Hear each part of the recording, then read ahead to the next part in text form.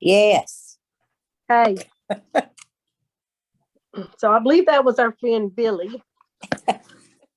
Started. So with that, I would ask Karen to call the roll. Okay, Beverly Banks, Here. Yvette Nieto, Here. and Naomi Byrne is probably not. Barbara Bozone, Here. myself is here. Ebby Green, Here. Sherry McDade,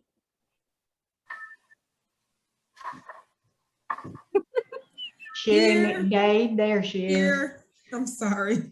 That's all right. Billy Shelburne, Here. Patrick Howard, Cheryl English, Mark Thiele, Present. Betty Brewer, I think she had to Betty. be gone. okay, Paula Blanton, Here. John Ann Bradley. I know John Ann's on there. Hope Ortiz, Ernest Burke, Millette Hopping, Here. Gary Alsop, I'm present. Lisa Garcia, Present. Mike Gerber, Here. and Debbie Eldridge, David Zappizzotti, Robin Walls, Here. Daisy Flores, Hilda, Mike Reynolds. I know he's on there. I may have him cut off. Nikki Brennan, Here. Riza Nolasco, and Jean Reed. Here. Okay, I believe we have enough for a quorum, did we not, Hattie? Is there a reason I didn't get my name called, Wayne Pollard? Oh, I missed you again, didn't I? It's not on this list. Wayne Pollard is here. How many do you have? Man, this computer. I show there were 10 names called that didn't respond. But Right. I think I know one of them that she called was in a meeting earlier. So I don't know. John Ann didn't answer, but she's on. That's I'm you. yakking right now. And Mike is on, so we should be okay. Okay. Thank you, Karen. Next item of business is acceptance of the board minutes from October 7th, 2021. Those were all emailed out and included in your packet. So I trust you've had time to look at them. Is there any questions? I'll make a motion. We approve the minutes as presented. A motion from Billy. Was that a second from Mark? Correct. Is there any discussion? Hearing none, all in favor? Unmute, say aye, wave, jump, whatever you want to do. Aye. Any opposed? Okay, the minutes stand as approved. Next item of business is going to be our treasurer's report. So for that, I will turn it over to Barbara. Okay, hello, everybody. In your packet, the first item that should show up is the December 31st, 2020, which would have been our full year of financial statements. Basically, we're still doing fine as far as our balance sheet goes. Our retained earnings are at $331,656.20. And of course, we still have all our CDs and cash in the bank. On the operating statement, of course, we did not have an annual conference this year, which obviously impacts us. course, we had very limited expenses of actually no board or officer expenses since nobody had to travel this year. We did not have to contribute the amount we had budgeted for the Southwest NARO conference since that did not happen. And we did have two unusual items this year in that we had to record some prior year expenses of $18,678. And that was because there was some training invoices that did not come in until way after the books had closed for the year before.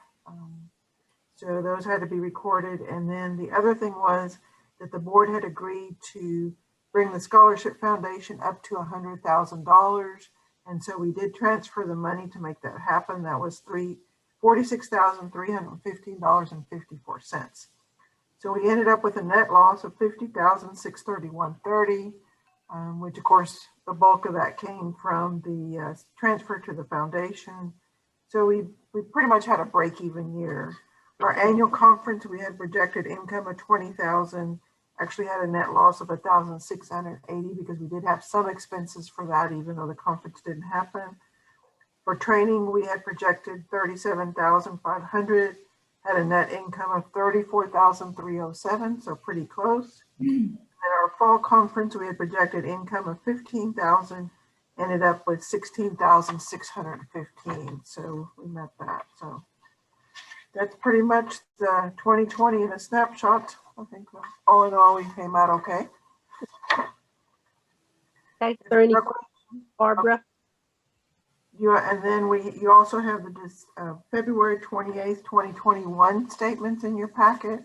So that would be the first 2 months of the year. Of course, not much has happened so far this year. Nothing really unusual. We do have, we are on track as far as our dues. We've done really well as far as that's concerned. We already have over 35,000 collected. So that has been the bulk of our income year to date so far, and pretty limited expenses, routine service officers expenses. Those are all in line with the budget. And so right now we're showing a net income of $25,427.54. But obviously that's a little bit skewed because like I said, we've had very little activity yet this year. So that's it. Does anyone have any?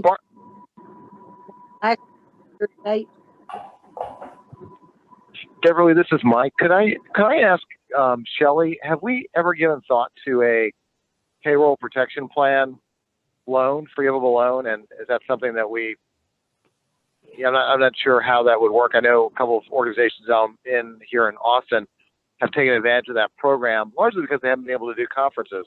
And I wondered if that was something we've thought about, or I may have missed that conversation. So just thought I'd pose the question. And is that something we'd be interested in down the road? Yes, we did look into that when that first came out last spring. But because Texas NARO doesn't have any employees and no property building or anything like that, that we were told we did not qualify. We worked with NARO to see if we did, but it still came back that we did not. Got it. Thanks. Any other questions? Hearing none, I will entertain a motion to approve the treasurer's report as presented.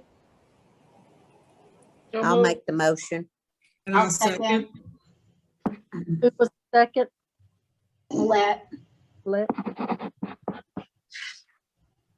Okay, all in favor? Aye. Aye. Addition. Okay, report stands approved. Thank you, Barbara.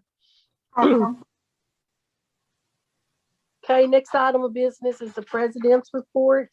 We have just a little bit of business. Naomi Burns sent an email that she is resigning from the organization. She just felt like time to vote to us, and she's pursuing other things. So that left bylaws without a chair. So Gary Off, I don't know if the word's volunteered, recruited, appointed. I don't know exactly what word he prefers to use, but Gary also was told to be the chair of the bylaws committee. So we appreciate him stepping up and taking the leadership of that. It also left our parliamentarian position vacant. So I appointed Millette Hopping from Waco Housing to step in early because she's actually going to go in as a candidate for that. And I told her with not in-person meetings, I should be fairly easy to keep in line for now till October. So she graciously accepted parliamentarian. And another committee that we were really needing some help with was a chair of the scholarship committee. So Zachariah Woodward from the San Antonio Housing Authority has graciously agreed to lead the scholarship committee. So we're grateful for that. So thank all of you for your help here. Last year we closed with 247 members. Right now we're sitting at 211. So naturally our goal is to meet or surpass that. So we've set a goal of 259. So one way or another, we're going to reach that. Another thing we'll be discussing later is October, the conference. I'm going to encourage everyone to really weigh your options and your thoughts and your feelings, and let's make the best decision. I know it's hard because a long way off, but really it's not. Texas Housing is looking at meeting in August.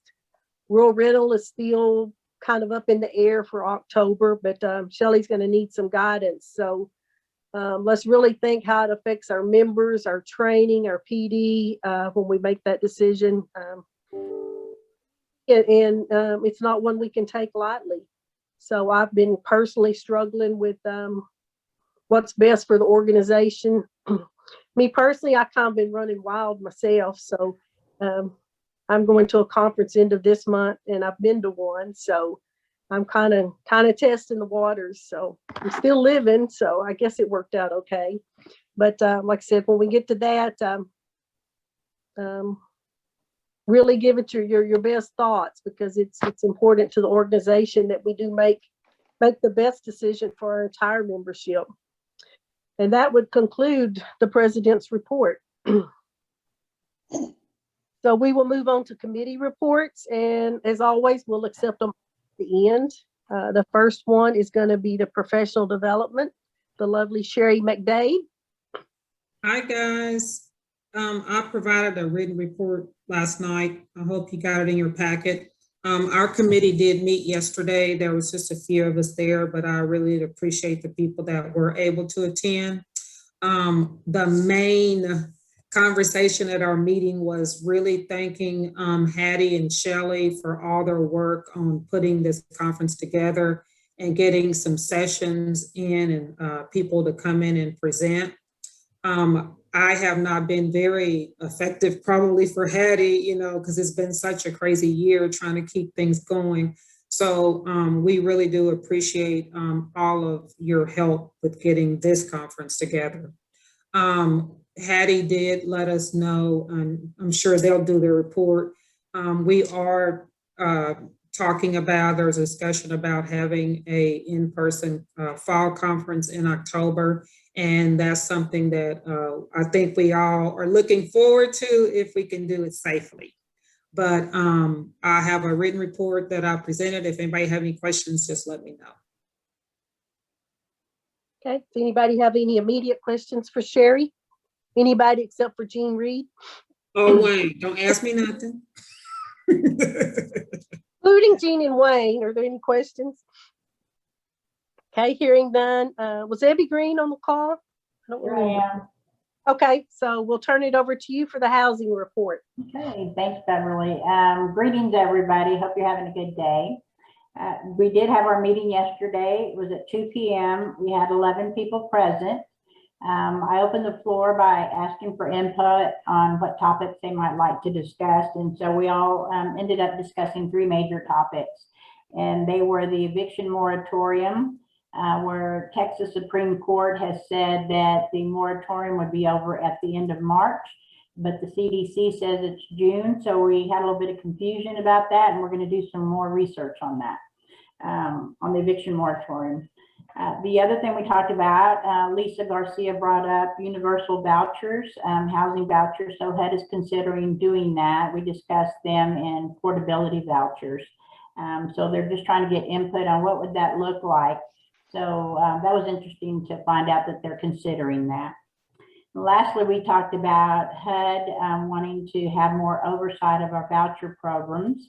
They are actually now, whenever they contact the executive directors, they're also copying the commissioners and in some cases the mayors to let them know how these programs are functioning. And we kind of had mixed feelings about that because we feel that they're wanting more involvement by the board, which we think it could be a conflict of interest. So we might consider mentioning that to our HUD reps that this is what we think it looks like. But of course, we're not HUD and really don't have any jurisdiction on that. Those are just our thoughts on it.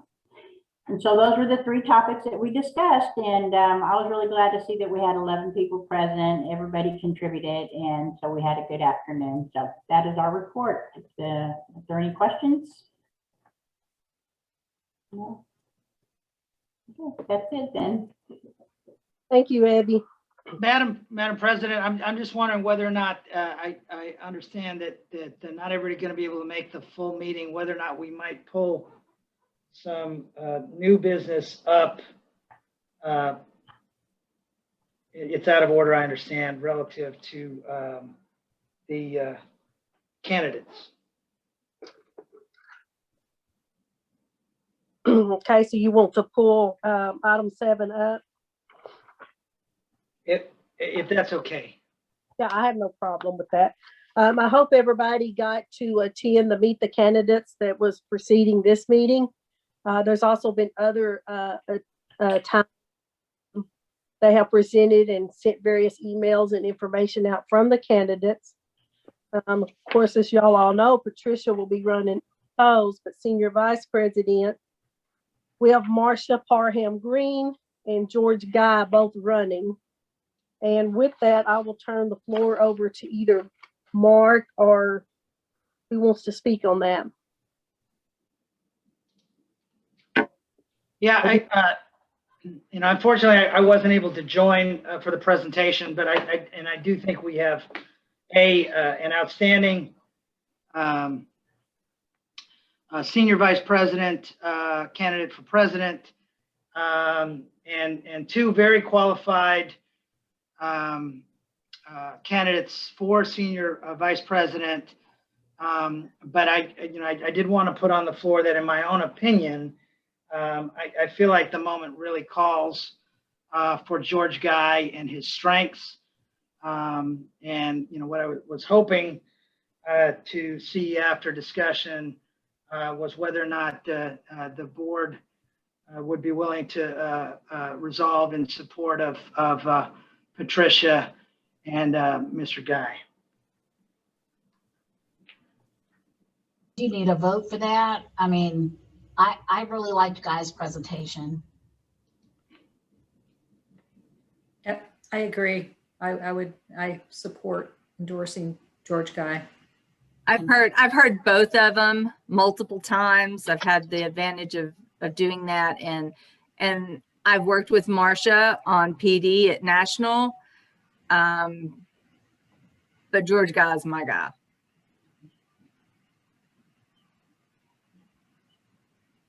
So I appreciate that. Is there anybody who objects to that? I mean, has a problem with it? Well, I think Beverly was about to comment. Okay. Oh, I was just commenting along the same lines with the rest of you. I appreciate that when he started his campaign, George called me personally. He said, I understand, not calling you as a president, but you have 2 small agencies, so let's talk about it. What's your nightmares? What's your accomplishments? And, I appreciated a candidate for national that was interested in what's going on in the middle of nowhere in Texas at 2 very small agencies. So I think he's doing his research. I think he cares. I appreciated that. Mark, I listened to the presentation, but I don't know either one. What is your reason for favoring him? Well, there's a variety of reasons. First of all, I think he has unique experience relative to both large and small housing authorities. He's got that opportunity. Beverly spoke to a little bit, and I've had the opportunity to speak to him about, our concerns. A number of us share our concerns. Most of our housing authorities are smaller. And, making sure that we have somebody who not only, has an ear to it, but who has actual operational experience and can speak, to some degree from a insider / practitioner's point of view. That's point number one. Point number two is I really believe strongly that we need to find a way to find it within ourselves to work within the education space. And he is deeply invested in childhood education. He's currently leading the Housing Education Task Force. I had the privilege of serving with him for a long time related to that. And, the way I'd put it relative to him is that, what I love to see is the personal passion. We all have a lot on our plate, but he always puts his money where his mouth is relative to that. I think finally, and this is, again, I think we have outstanding candidates, so nothing against Marcia, but in support of George Guy, I've also had the opportunity to view him at close range relative to the Board of Ethics and Credentialing Trustees. Ethics is incredibly important to him. I think navigating this moment, right, the opportunity that we have is to step forward in a moment of national crisis as we move into recovery and hopefully, separate ourselves from the pack.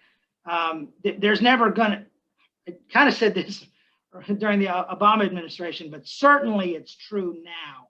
We'll never see resources like this, again, the opportunity to move the ball, but we have to do it smartly. We have to do it timely. We have to have outstanding representation, great leadership. And I think he really embodies all that at the highest level of ethics. So I appreciate you asking me, Barbara, but those are my 3 points. Thank you. Beverly, this is Mike. Can I chime in for a second? Certainly. I just want to echo what others have said, and I've had the chance to work with George over a number of years, and I'm impressed by the fact that he is at an agency that that really leads 2 agencies that have done it all. He's faced the challenges of what small agencies are struggling with to make ends meet and to make programs work, and he's seen that firsthand, which I think is really impactful for us here in Texas because there's so many agencies that are struggling, and I think he living it out means he can tell that story. He's also seen the experience of a medium larger size agency, and he's able to share the experiences of running properties, running a Section 8 program, running all the different voucher programs, running doing work in the RAD space, doing development work. So he's seen a more complete picture of the kinds of work that all of us do. And getting to Mark's point, when you think about who is going to be the face of our agency, of our agencies and our industry, going and working with Secretary Fudge or going and working with the White House Domestic Policy Council or the Office of Management and Budget or on Capitol Hill, I feel like he has the breadth of experience and realizes that we're not just in a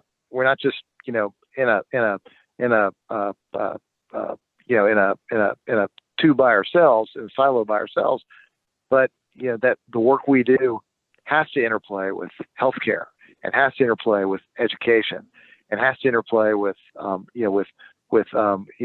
education and job training programs. And I think he sees that bigger picture.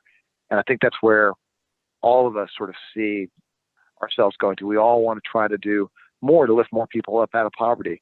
And I think he just brings more depth to that.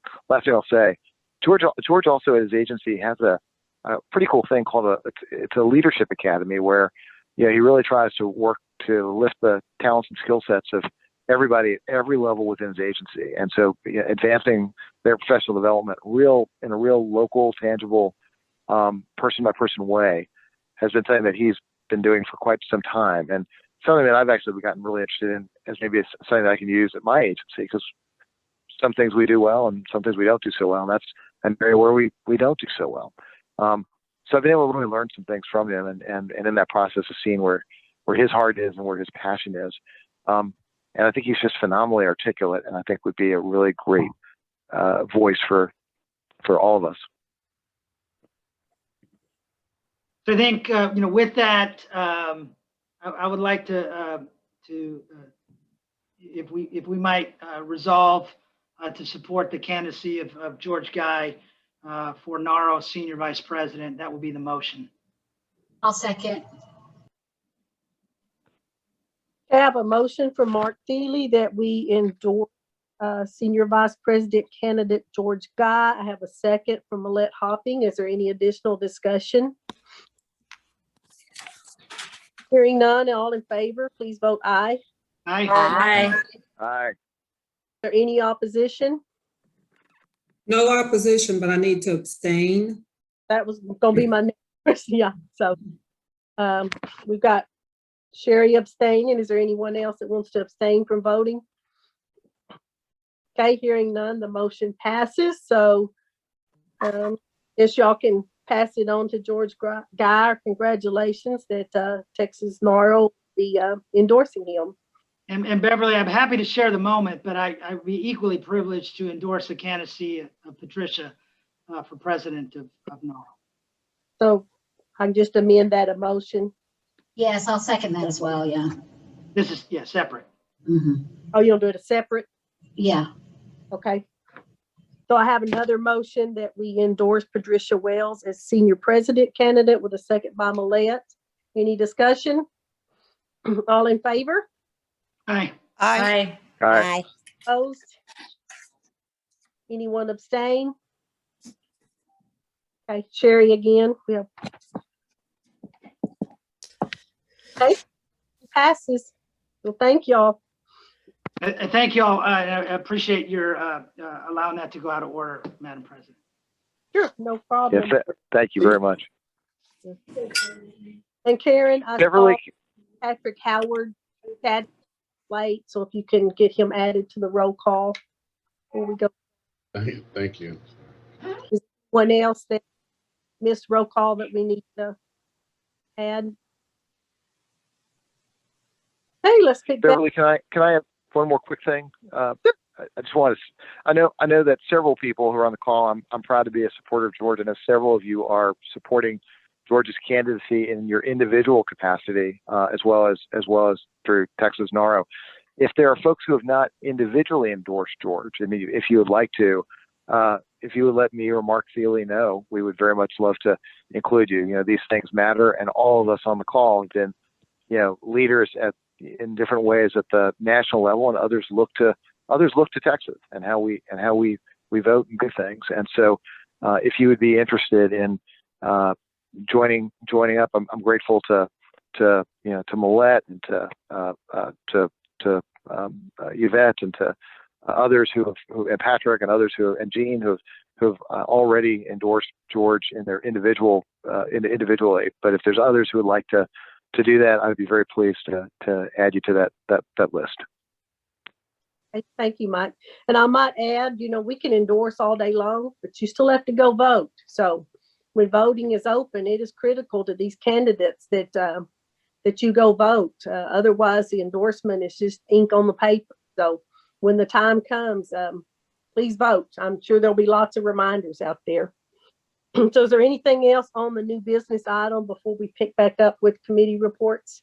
I just had one thing to add with regards to that. In terms of voting, make sure all your association spots are filled, and encouraging your staff to vote, and double check that, and get with NARO if you need to fill any of your association spots. Thank you. Beverly, I'm sorry. Go ahead.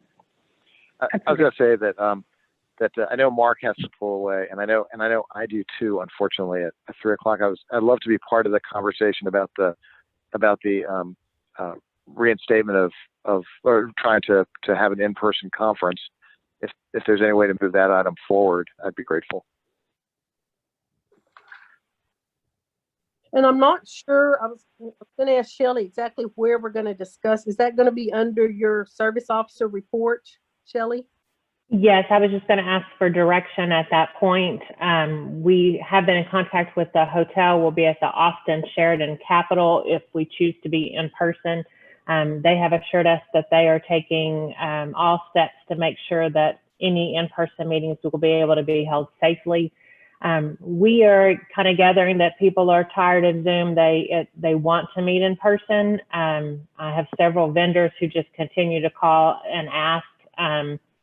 I feel like we'll be in a much better place in October, and it's my recommendation that we do move forward with the in-person conference. However, we still allow for those who cannot attend to participate virtually in some form. So your thoughts on that would be appreciated.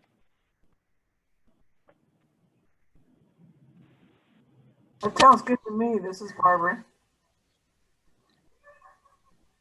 Ms. Gary, I support that as well. I also support it. Patrick, I support it too.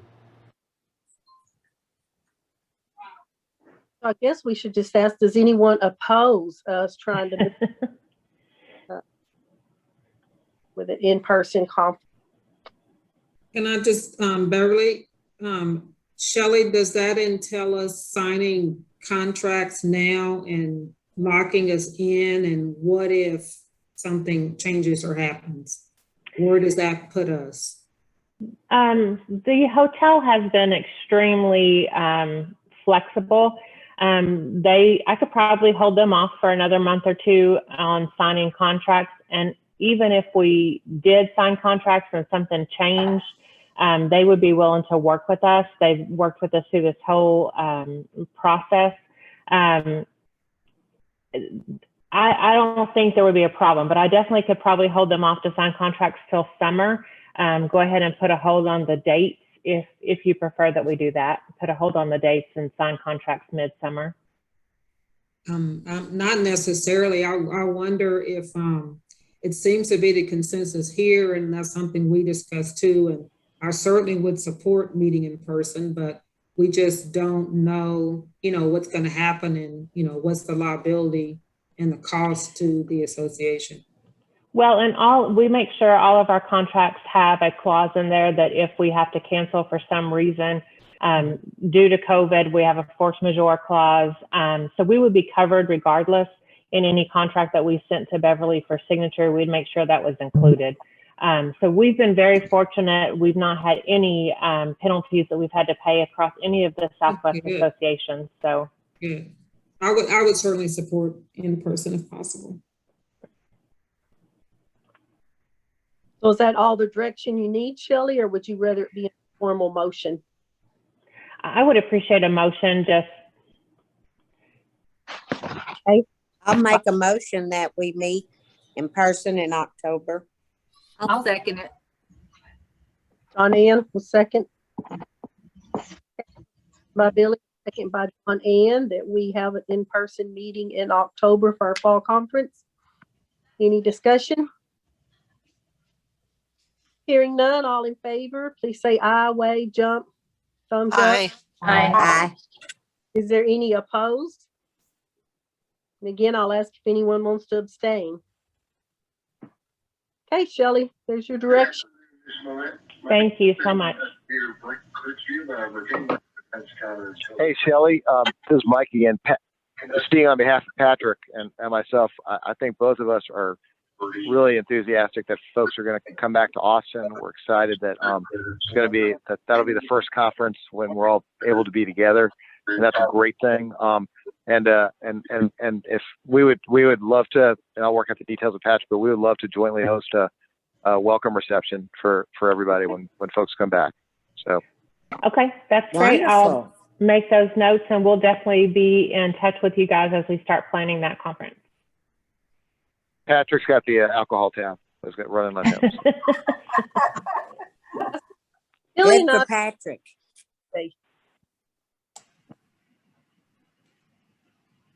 Okay, anything else on the in-person conference? Okay. Shelley, I'll let you do the rest of your report when we get back to it, if that's okay. And we'll pick back. Okay, we'll pick back up with member service. Shelburne. Okay, we met yesterday. We had 10 present. We were kind of waiting on direction today to see if we were going to get to have an in-person conference where we'd kind of know, plan on what the activities might be. If we wasn't going to have an in-person, we were going to maybe have to see if we could do another auction. But we're going to go back to some of our games and maybe even look toward maybe a trip that we can sell chances on, whether it just be a 3-day trip or whatever. We'll get with Shelley to visit about that. We'd even discuss maybe baskets that you could do a chance on, but we're going to get together in a couple of months and decide exactly, pin down what we want to do at the conference. You know, whatever we do, we're going to have fun. We always have fun. And we're going to ask again for every director, if you've got a neighbor that you know is not a Texas NARO member, please get in touch with them. Tell them, you know, we'll give them a break if they'd like to come to the conference, that we have good training. And it's like I always try to tell them, we're just not a one person deal. We go to Southwest and we go to National.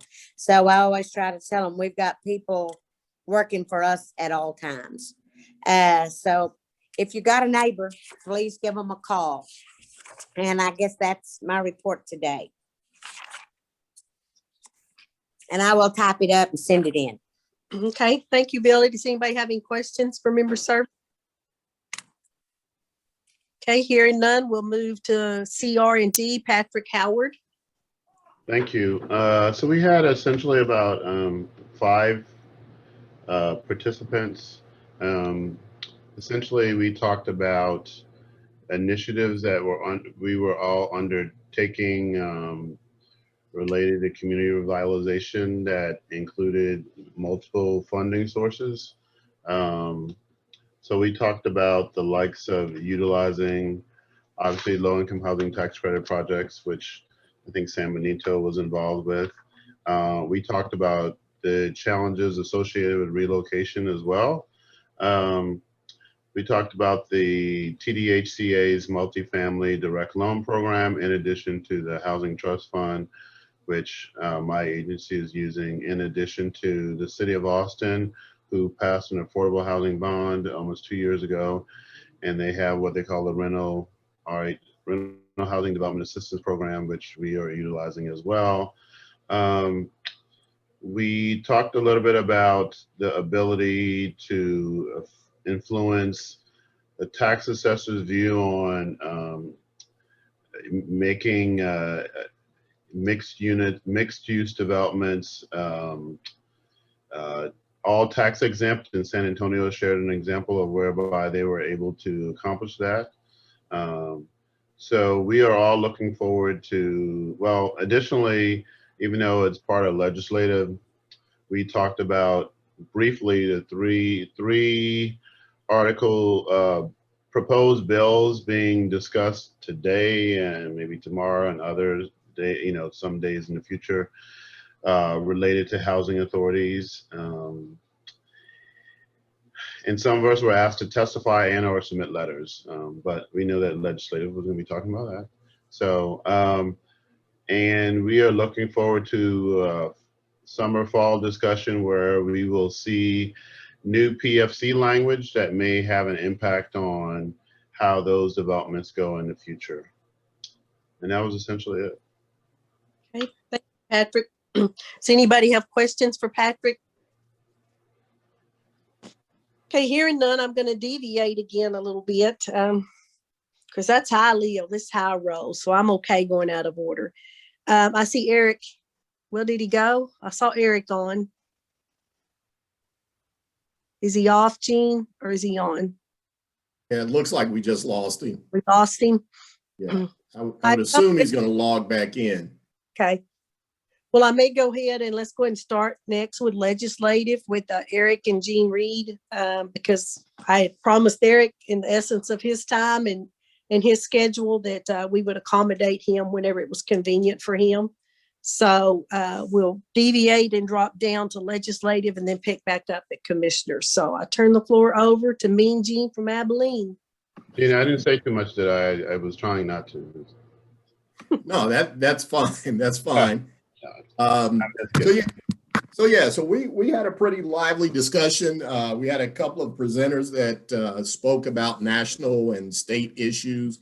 Overall, we had a little bit over 30 folks that were on the phone call with us. So Tess Hembry, which is our legislative representative from NARO, she talked a little bit about some of the legislative updates in DC, kind of the hot topic items right now. One of which is the Biden infrastructure plan. And she talked a little bit through that. And one of the things that she encouraged housing authorities to do is to continue to complete your sign-on letters at the Advocacy Center there on NARO's website. So there are 2 items out there right now. So I would encourage everyone to get a chance. Takes less than 2 minutes to go to the NARO Advocacy Center and fill out one of those sign-on letters and submit that. So in addition to the Biden infrastructure plan, we also talked a little bit about another plan that Biden plans to put out, I think, next week or the week after, and that's called the Social Infrastructure Plan. So limited details on that plan right now, but from what Tess is saying, they're looking at including things like medical, education, childcare, and one of the things that she's asking us to do as housing authorities is to also ask our House, specifically the House, but you can also talk to your senator, to add vouchers to that particular plan. So she just feels that it makes sense for additional vouchers to be included in that plan since they're doing child care, medical, and things like that. So Eric, I'm not sure if Eric's on, but there were a couple of bills that Eric talked about in terms of the state. There was a PFC bill, and I won't go into the details. I'm sure he'll kind of talk through these, but I'll just bring them up. But the PFC bill, which is House Bill 1604 and Senate Bill 591, it talks a little bit about sign-offs. The right of first refusal, which is House Bill 2456. Representative Gervin Hawkins, which is the Iceman's sister, if you guys are San Antonio Spurs fans, they're actually having a hearing today. So we Can I should. throw something in here on that point, Gene? What was that? Well, I just, if you don't mind, just throw in on that point. Yeah, go ahead. We haven't had an opportunity to the broader group to work closely with Eric and Gene. This is next level stuff. So, I mean, he's got folks up there testifying today. People have been texting me during the testimony. We had an opportunity, Representative Gervin Hawkins asked us, because we couldn't make it, to submit testimony in writing. But I'm just saying, you know, the whole thing, this is all being orchestrated by Eric and Gene, our relationships. Obviously, we have to put time and grade too, but they're really doing outstanding work to get us great access, and now having folks reach out to us. That's all, you know, due to the footwork that Eugene, under your leadership, and Eric have been doing. So thank you. All right. Thank you for that, Mark. I must say, Eric's taking the lead on a lot of this stuff, but, you know, that's kind of why we've enlisted his services to get involved and to provide a